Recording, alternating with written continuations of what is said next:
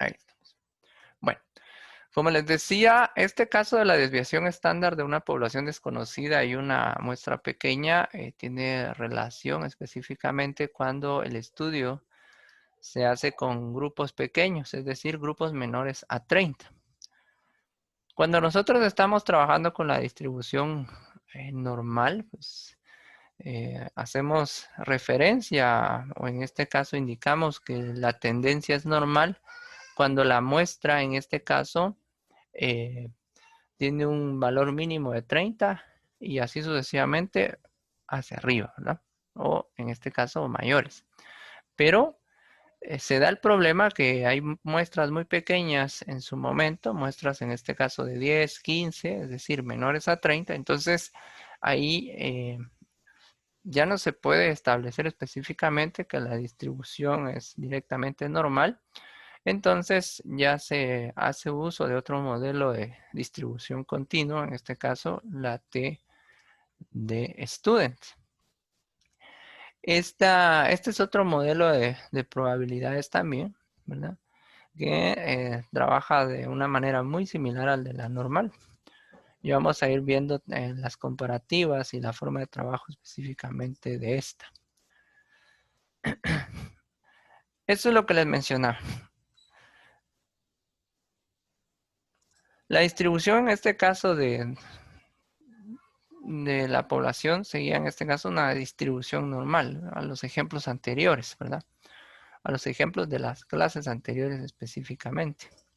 Entonces, ahí fácilmente, si yo tenía una pequeña muestra de 30, pues yo hacía esa asociación, o en este caso podría decir que podría darse una distribución normal y calcular en este caso la desviación basado en esos elementos.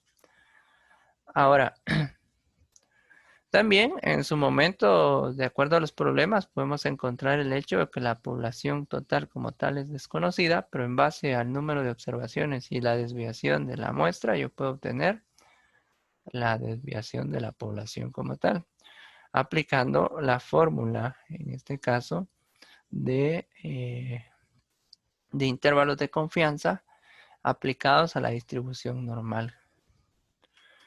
Ahora, pues, nos topamos en este caso con la situación siguiente. ¿Qué hacemos si la muestra es menor, en este caso, que 30 y no conocemos la desviación estándar de la población? Lo que les estaba mencionando hace un ratito. Otro dato importante que debemos tomar en cuenta es la parte de los resultados del teorema del límite central no cubren esta situación. O sea, el teorema del límite central es bastante efectivo cuando la muestra es mayor o en este caso igual a 30. Sin embargo, pues ya va a tener discrepancias o variaciones cuando la muestra es menor. Y entonces ahí es necesario aplicar otros modelos. A menudo podemos razonar que la población es normal o aproximada a una distribución normal en este caso, que son las suposiciones que podríamos establecer de acuerdo a la muestra que tenemos. Cuando se dan este tipo de situaciones, en este caso, o estas condiciones, ¿verdad? Lo correcto es que nosotros podamos reemplazar la distribución normal con una distribución de T, en este caso la T de student. Veamos aquí. La distribución de probabilidad student, específicamente la T de student, es una distribución continua, ¿verdad? Es una distribución de probabilidad continua que surge específicamente en aquellos casos cuando la muestra de la población con la que se está trabajando es muy pequeña.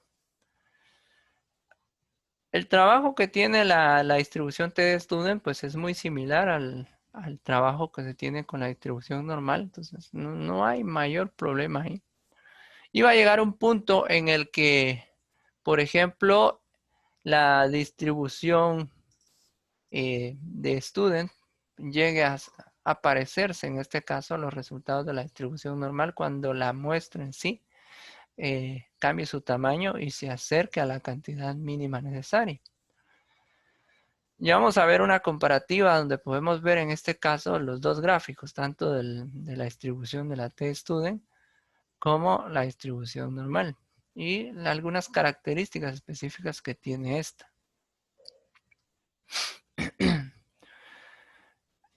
Otras situaciones donde nosotros podemos trabajar la parte de la t-student, en este caso también podemos ayudarnos a determinar las diferencias entre dos varianzas muestrales, por ejemplo, y también lo que vamos a hacer acá es la construcción de intervalos de confianza, así como los trabajamos en la clase anterior. Y así poder establecer en este caso si dentro del intervalo muestral, pues podemos considerar la media o se puede considerar algún valor de acuerdo al estudio que se esté realizando. En su momento, el creador de la distribución de probabilidad, este es William Gosset, por ejemplo, ese es el nombre del creador. Y este modelo surgió a raíz de un estudio que él hizo en el lugar donde él trabajaba en una cervecería. Y entonces crea ese estudio, ¿verdad? Y a partir de eso viene él y genera este nuevo modelo. Aquí ustedes pueden observar la fórmula. Aquí coloqué la X sin la línea arriba, sin la barrita arriba, pero aquí esta nos va a representar la media de la muestra. Mu como tal, la letra griega, va a representarnos la media de la población. El delta I nos va a representar la desviación estándar de la población y N es pues el tamaño de la muestra. Esos son los valores que yo necesito para encontrar, en este caso, la probabilidad con la t-student. Pero esta fórmula la aplico si yo conozco, en este caso, la media de la población y la desviación estándar de la población. Pero para los casos como el tema de hoy, que no conocemos la desviación estándar de la población, vamos a aplicar otro tipo de fórmula y vamos a utilizar también la tabla de la t-student para poder encontrar en este caso el valor del área de acuerdo a la curva. Ya no va a ser z, sino que en este caso va a ser el valor t. Veamos esto. Aquí hay una comparación entre la distribución normal y la t-student. Dentro de las características específicamente que podemos encontrar con la distribución en la t-student, podemos ver nosotros en este caso que es muy similar a la distribución normal, ¿verdad? Las dos son distribuciones continuas en este caso. Las dos pueden ser consideradas en este caso simétricas y tienen forma de campana, ¿verdad? Cuando estamos trabajando en este caso con las distribuciones como tal, la ventaja del trabajo con la t-student en este caso es que cada una de las muestras que yo obtenga, pues le puedo calcular específicamente su desviación. Es decir, yo puedo tener una muestra de 20 y puedo calcular t para una muestra de 20. Puedo tener 22, puedo calcular t para una muestra de 22 y así sucesivamente yo puedo ir trabajando con diferentes muestras en este caso. Buenas tardes, Edilio. Buenas tardes, Andrea. Bienvenidos. Entonces, eso lo debo tomar en cuenta yo acá a la hora de estar trabajando con la distribución de t-student. Realmente son muy similares. Otro aspecto importante de la distribución t es que es más extendida y plana, es decir, no tiene una campana muy pronunciada, es más aplanada en el sentido, y eso es porque resulta que también la desviación estándar de este tipo de distribución es mucho mayor a la desviación específicamente que tiene la distribución normal. Pero si nosotros vamos aumentando el tamaño de la muestra aplicando el modelo de la distribución de t-student, pues esta se va a ir acercando en la medida de lo posible a los resultados de la distribución normal. Es decir, cuando yo llego a una muestra de 30 y trabajara en comparativa con los resultados de una distribución normal, los valores van a ser muy parecidos. y ya las desviaciones pues se van a ir acoplando de acuerdo a la muestra que nosotros vayamos obteniendo. En este caso también podemos considerar, por lo mismo de que la muestra es mucho más pequeña, podemos considerar que el cálculo de la distribución, en este caso a partir de la T de student, pues nos va a reflejar un nivel de confianza mayor, en este caso, que el de Z que se trabaja en la distribución normal. Entonces, a la larga, nos brinda cierta ventaja porque también dentro de los resultados se van a ir considerando en este caso las posibles variaciones o los posibles errores. En este caso, porque las muestras como tal son más pequeñas y entonces hay menos cabida a un porcentaje elevado en cuanto a los errores dentro de los cálculos. Aquí están las características de la distribución con la T respecto a lo normal y son algunos aspectos que les he estado mencionando. Son continuas, son simétricas, ¿verdad? No hay una sola distribución T, ¿verdad? Sino que es una familia de distribuciones T. Y esto es lo que yo mencionaba. Tienen una media cero, pero sus desviaciones estándar difieren según el tamaño de la muestra N. Y esto hace referencia a lo que les decía. Puedo calcular yo el valor T para una muestra de 22, una de 25, una de 28, una de 20, y así sucesivamente. Y esas desviaciones van a ir variando considerablemente de acuerdo a la muestra. La distribución T como tal es más extendida y más plana con respecto a la distribución normal, y eso hace que también puedan haber variaciones, pero conforme la muestra vaya aumentando, la tendencia es que se parezca específicamente a la distribución normal. Recordemos, estas tienen mucho parecido porque son de cierta manera modelos continuos a la hora de estar trabajando. Veamos acá. Cuando estamos hablando de los intervalos de confianza, ¿verdad? De la media de la población con respecto a la desviación estándar de la población desconocida en este caso, nos plantean un problema, por ejemplo, y nos dan el dato de la media, nos dan el dato de la desviación estándar de acuerdo a la muestra, y la media está en relación a la muestra también. Entonces, yo desconozco la desviación estándar de la población como tal y por lo tanto desconozco el total de la población. Entonces ahí me conviene venir y generar intervalos de confianza. Esos intervalos de confianza se calculan de la misma manera que cómo se calculaban en este caso los intervalos de confianza a partir de la distribución normal. Entonces aquí tengo, por ejemplo, el valor de la media. Aquí yo coloqué donde X representa la media de la muestra, ¿verdad? X va a representar en este momento la media, más menos, este más menos es por los intervalos, el intervalo menor y mayor o el rango prácticamente que voy a ocupar dentro de ese intervalo. El valor de t de acuerdo al área bajo la curva y este valor t lo vamos a obtener de acuerdo al nivel de confianza y al grado de libertad que se tenga. Aquí se maneja un término nuevo, el grado de libertad. La tabla que se utiliza con la T-Student es más simplificada y es mucho más específica que la de la normal. Entonces tiene valores más puntuales y también tiene reflejados en este caso los porcentajes de confianza más altos para poder trabajar. Ya les voy a mostrar cómo es la tabla para que ustedes lo puedan observar. Entonces yo vengo y a partir del grado de confianza que yo quiero establecer dentro del problema, así como el grado de libertad, yo voy a venir y voy a encontrar ese valor dentro de la tabla y así tener un área específica. Después utilizo la desviación estándar de la muestra y el valor de la muestra o la raíz del valor de la muestra para poder hacer el cálculo. Recuerden, esto se utiliza para los intervalos de confianza en los casos donde no tengamos la desviación estándar de la población. Y aquí hay un pequeño diagramita. ¿Cómo determino cuándo utilizar en este caso la distribución normal o la distribución T.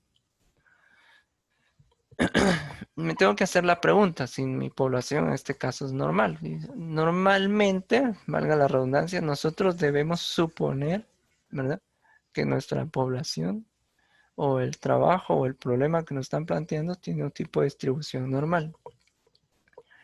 Porque contra eso es que lo vamos a estar comparando. Entonces, por ejemplo, si mi población es normal y es no, debo verificar lo siguiente. Número 1, n es 30 o más, por ejemplo, si es mayor a 30, si es sí, entonces debo utilizar una distribución normal estándar para poderlo trabajar. Entonces, ahí. Es decir, si yo no vengo y considero el hecho que sea normal, pero si tengo una muestra de 30 o más, yo puedo venir y considerarla como, considerar en este caso el modelo de distribución normal estándar para poder calcularlo.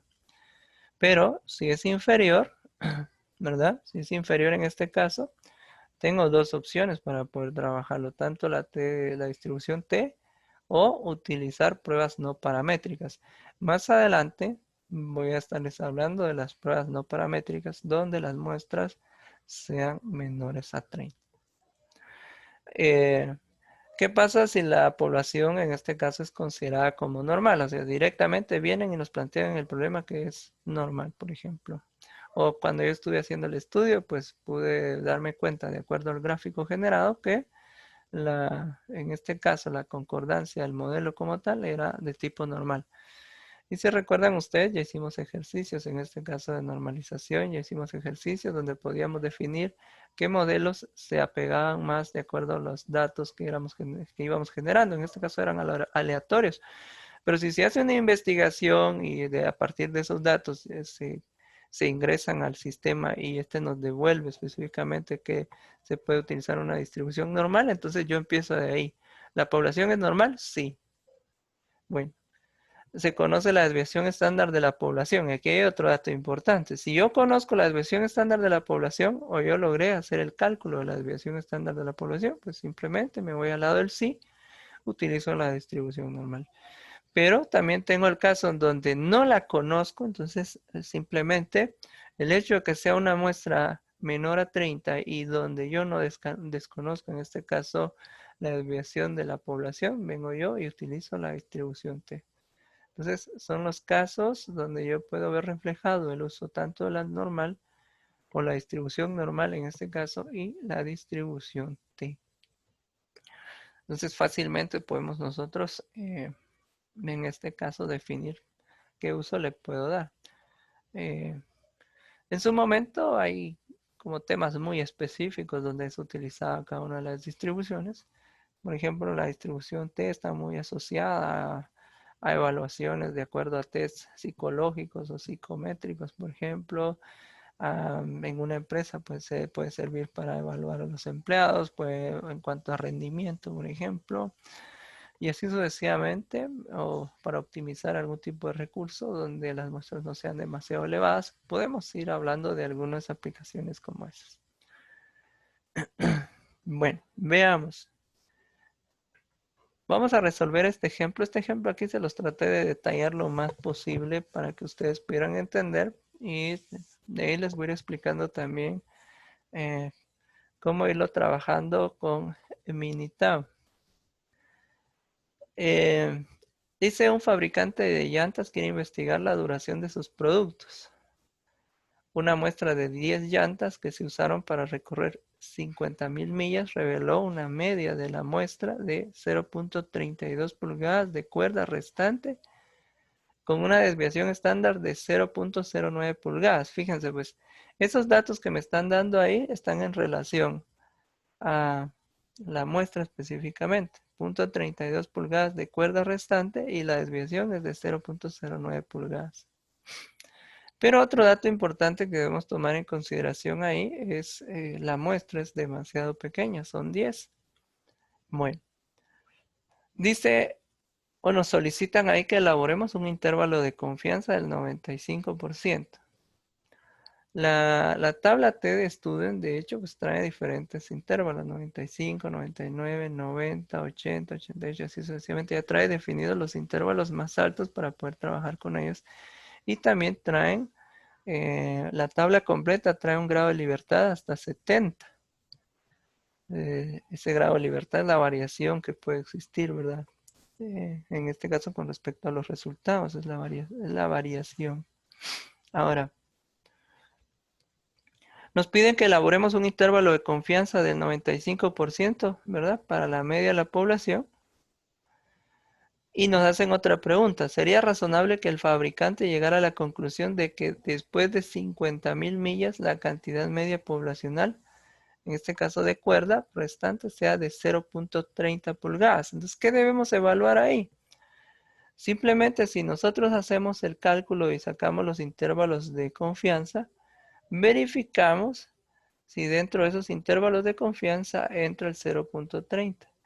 Si entra, pues podemos realizar el análisis e indicar que sí se puede, podemos asegurar en este caso que ese 0.30 está dentro de la media, ¿verdad? Si hacemos un análisis sencillo. Pero eso es basado en cuanto a los intervalos de confianza que en este caso nos están presentando. Veamos. Solución. Solo voy a ampliarles un poco acá.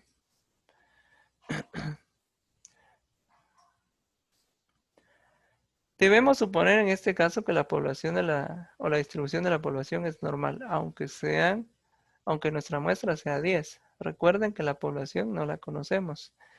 Y entonces empezamos desde ahí. Empezamos estableciendo un supuesto que la población como tal tiene una distribución normal. Pero es un supuesto. También más adelante vamos a ir generando pruebas de hipótesis para ir, en este caso, sacando mejores conjeturas. Dice ahora, no conocemos la desviación estándar, eso es algo importante. La desviación estándar de la población no la conocemos. Ese es un punto importante y esto me da la orientación que yo le debo dar al problema. Pero sí dice la desviación estándar de la muestra, que es de 0.09 pulgadas.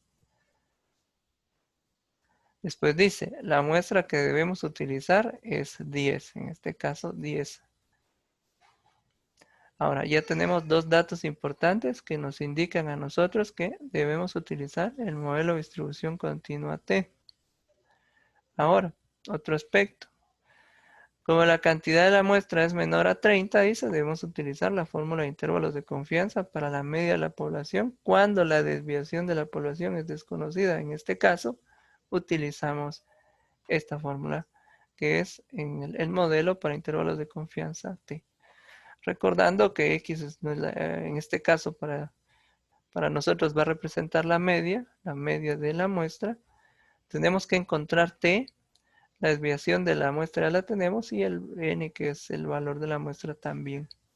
A la hora de sustituir esos valores, entonces, ¿qué pasa aquí? Bueno, número 1, para poder encontrar el valor T debemos utilizar la tabla siguiente. Aquí no coloqué la tabla, las coloqué en el siguiente para que ustedes puedan verlo.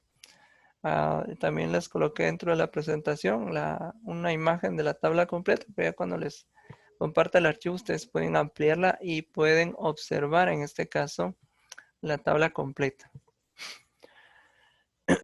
Lo que tenemos que hacer ahí es número 1, como el problema nos plantea un intervalo de confianza de 95%, ¿verdad? Entonces, en la parte superior de nuestra tabla, voy a cambiar un ratito. En la parte superior de nuestra tabla, nosotros tenemos definidos los intervalos de confianza C. Y es lo que les decía, ya nos aparecen X valores porcentuales. 80% de confianza, 90% de confianza, 95, 98, 99, 99.9. Entonces los problemas los podemos plantear en base a esos intervalos de confianza. Y si se dan cuenta, son los valores prácticamente, los porcentajes más altos los que se utilizan ahí.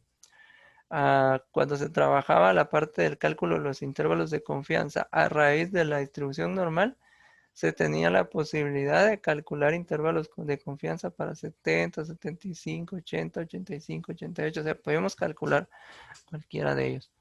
Muy bien. Entonces, ¿qué hacemos ahí? Lo que vamos a hacer prácticamente es, número 1, ubicarnos. Este es un pedazo, una parte de la tabla. La tabla completa está en la siguiente diapositiva. Pero lo primero que vamos a hacer es ubicarnos, en este caso, en el intervalo de confianza, que es el 95%. Ahí se los estoy señalando. Y después nos vamos a ubicar en la fila del grado de libertad. ¿Cómo obtengo el grado de libertad? Bien sencillo. De acuerdo a la muestra que me den, a la muestra yo le voy a restar 1. Es decir, si mi muestra es 10, yo le resto 1 y eso me va a devolver 9. Y resulta que el 9 es el dato que me va a servir a mí para establecer el grado de libertad dentro del problema. Entonces, aquí la tabla tiene una abreviatura GL, que es el grado de libertad. Vengo yo, me ubico en la posición 9 y la intersección del intervalo de confianza con el grado de libertad me devuelve el valor para T, que es el área bajo la curva, en este caso, de la distribución continua T. T en este caso es equivalente a 2.262. Ese es el valor que yo voy a utilizar. Por ejemplo, si me hubieran dicho dentro del problema que el intervalo de confianza era del 99 y el grado de libertad es 9, pues simplemente me ubico en la columna del 99 y en la fila del 9 y me daría que es de 3.250. Y así sucesivamente. Entonces, si se dan cuenta, es más fácil aplicar esta tabla, porque ya viene definido directamente el porcentaje del intervalo de confianza y las filas me definen los grados de libertad prácticamente. ¿Alguna pregunta hasta acá? ¿Estamos bien? Sí, jefe. Bueno, Sobre veamos. todo, gracias. Bueno. Veamos acá, pues. Ahora, cuando yo ya tengo esto listo, ¿verdad? Lo que viene es, aquí la siguiente diapositiva, pues aquí más o menos les traté de ampliar toda la tabla completa. Si ustedes pueden observar, los grados de libertad de la tabla completa están hasta el 70 acá. Pero ya que tengo una variación de 70 es demasiado, ya sería demasiado prácticamente. Y también ya cuando se maneja un grado de libertad de 70 ya no me conviene directamente estar utilizando la distribución T, sino que ya me conviene pasarme a la distribución normal. Porque recuérdense que el 70 sale del valor de la muestra. Entonces ya un 70 representa un 71 prácticamente en la muestra y ya un dato de 71 es mejor enfocarlo a la distribución normal como tal. Pero sin embargo, está el cálculo hasta el 70. Puede que alguien lo pueda, o en este caso lo utilice en algún problema. No sería descabellada la idea. Recuerden ustedes que en su momento la T-Student, si comparáramos las dos gráficas, va a llegar a un punto en el que se van a parecer, es decir, tanto los valores generados como el tipo de gráfico va a llegar a ser similar. No igual, pero sí similar. Bueno, para poder en este caso determinar los intervalos de confianza, aplicamos la fórmula. 0.32 es la media, más menos 2.261, en este caso, que era el valor de T. Solo déjenme revisar si coloqué bien. Es 26.2. Ahí tengo un pequeño error. Es 2.262. Yo le coloqué ahí 26.1. Vamos a hacer una modificación y vamos a hacer un recálculo. Si no, nos va a variar eso. Tal vez no voy a hacer mayor la variación porque al final fui aproximando. Vamos a ver. Entonces tendríamos que multiplicar el 2.262, que es la T, por en este caso 0.09, dividido la raíz de 10, que es en este caso nuestra muestra. Y nos va a un valor de 0.0643. Entonces, si no tiene mayor variación, varía ya en cuestión de milésimas. Pero acá aproximé el valor y lo dejé en 0.064. Entonces estamos bien con el. Ahora, Para encontrar el intervalo inferior, prácticamente sería el 0.32 menos 0.064, me da un dato de 0.256.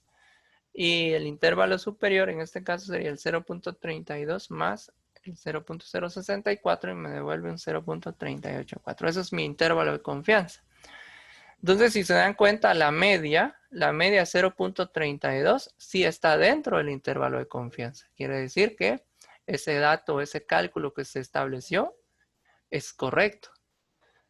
Prácticamente el modelo de distribución continua, que la T, me está sirviendo para generar mis intervalos de confianza y eso me permite a la vez confirmar o descartar el estudio que se ha hecho previamente.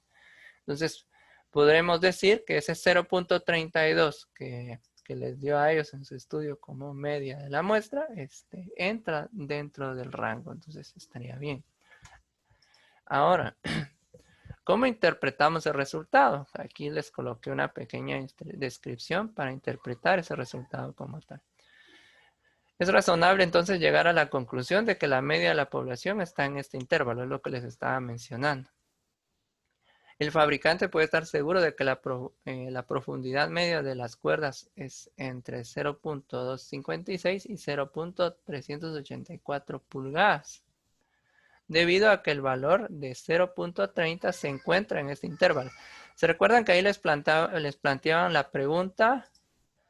Vamos a ver, la pregunta estaba aquí arriba. Les planteaban si aquí sería razonable que el fabricante llegara a la conclusión de que después de 50.000 millas la cantidad media poblacional de cuerda restante, dice, fuera o es de 0.30 pulgadas. Sí es, en este caso sí es razonable o sí es posible porque el 0.30 entra dentro del valor del intervalo de confianza, entra dentro de este rango. Por lo tanto, yo puedo en este caso deducir que el 0.30 como tal puede ser un valor aceptado porque se encuentra dentro de ese intervalo. Y ahí estableceríamos una pequeña razón, una pequeña justificación del por qué sí podría ser aceptado ese valor como parte de la media. Se encuentra dentro del intervalo de confianza generado a partir de un 95%, ¿sí? Entonces, así es como resolveríamos nosotros un pequeño problema orientado en este caso al modelo de la T de estudio. Deme un momento, ahorita vamos a continuar con otro ejemplo, solo voy a cortar esto acá y lo voy a grabar, si ya se va a cerrar la sesión y conéctense en un par de minutos en lo que carga mi video, por favor. ¿No?